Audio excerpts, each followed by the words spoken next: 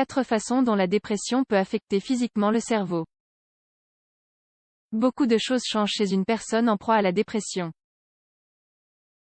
Bien que nous ne le remarquions pas, son corps subit d'importantes modifications dues au déséquilibre chimique. Bien qu'il semble que la dépression soit un trouble émotionnel distinct qui ne modifie que l'humeur et les sentiments, ceux qui en souffrent peuvent également subir des modifications physiques et chimiques du cerveau pouvant affecter non seulement la santé mentale, mais aussi le reste du corps. C'est un problème mondial plus généralisé que ce que l'on croit. Selon l'Organisation mondiale de la santé, plus de 300 millions de personnes souffrent de dépression dans le monde. En moyenne 800 000 personnes se suicident chaque année en raison de la dépression. C'est également la principale cause de décès chez les jeunes de 15 à 29 ans. La dépression n'est pas un changement émotionnel temporaire. Les altérations qu'elle produit dans le cerveau rendent difficile le contrôle de ceux qui en souffrent. Pour cette raison, il est important de la reconnaître et de la traiter avec un spécialiste, au lieu de penser que ce n'est qu'un problème d'humeur qui disparaîtra de lui-même. Qu'est-ce qui se passe dans le cerveau quand on est déprimé? La dépression affecte directement 3 parties du cerveau, l'hippocampe, l'amygdale cérébrale et le cortex préfrontal. Continuez à nous lire, car nous passons en revue ces régions en détail. 1. Rétrécissement de l'hippocampe. L'hippocampe est situé dans la zone centrale du cerveau. Il est chargé de stocker la mémoire et de réguler la production de cortisol, appelée hormone du stress. Lorsque nous souffrons de stress physique ou mental, y compris de dépression, le corps libère du cortisol pour tenter d'atténuer les effets du stress. Cependant, lorsque les niveaux de cortisol sont trop élevés, se produit un déséquilibre chimique qui diminue la production de neurones et rétrécit la taille de l'hippocampe. 2. Rétrécissement du cortex préfrontal.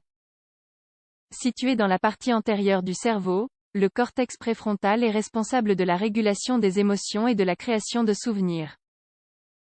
Le cortex préfrontal peut également diminuer en raison d'un excès de cortisol. On pense que cette cause est à l'origine du manque d'empathie dans la dépression postpartum.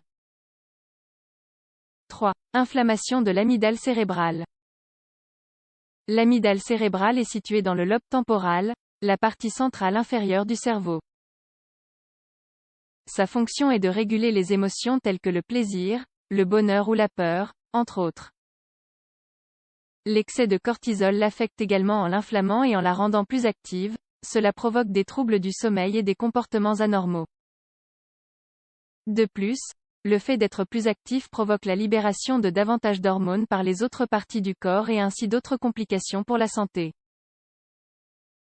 4. Manque d'oxygénation. Outre les altérations directes que la dépression produit dans le cerveau, d'autres modifications affectent indirectement le fonctionnement du cerveau. Des études montrent que le corps est moins oxygéné en période de dépression. On ne sait pas si cela est dû à des changements dans les habitudes respiratoires ou à une autre raison. Les cellules du corps en général sont affectées par la réduction de l'oxygène. Plus particulièrement, les cellules cérébrales peuvent être endommagées ou mourir. Quels sont les effets de ces changements dans le cerveau sur la santé? Ces altérations du cerveau ne se produisent pas immédiatement, mais sont le produit de l'action continue de la dépression. Des études suggèrent que la réduction de l'hypothalamus et du cortex préfrontal prend 8 à 10 mois à se manifester. Le Dr Thomas Freudel, chercheur à l'hôpital de Magdebourg en Allemagne, a suivi pendant 3 ans des patients souffrant de dépression pour constater que les changements physiques dans le cerveau augmentaient avec le temps. Certaines des conséquences des changements physiques et chimiques produits par la dépression dans le cerveau sont les suivantes. Perte de mémoire, fonction diminuée des neurotransmetteurs, stagnation du développement du cerveau, diminution de la capacité d'apprentissage, problèmes cognitifs, problèmes de concentration, changement d'humeur, manque d'empathie envers les autres, difficultés à dormir, fatigue. Comment traiter les effets de la dépression sur le cerveau? Des études scientifiques suggèrent que le déséquilibre chimique produit par l'excès de cortisol et d'autres produits chimiques dans le corps est la principale cause de perturbations émotionnelles et de changements physiques dans le cerveau. Pour cette raison, les traitements visent à réguler la production d'hormones telles que le cortisol et la sérotonine, avec des médicaments inhibiteurs ou avec une thérapie.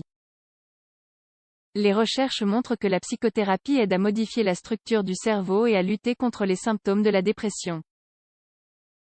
C'est pourquoi il est nécessaire de faire appel à un professionnel lorsque vous pensez que vous souffrez de dépression.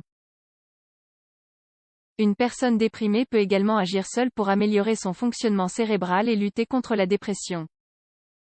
En effet, elle peut contrôler le stress, faire de l'exercice, manger sainement, bien dormir, éviter l'alcool et les drogues. En résumé, la dépression est un trouble qui va au-delà des changements d'humeur. Bien que cela ne puisse pas être visible, le cerveau subit des modifications physiques qui peuvent nuire au bien-être général de la personne.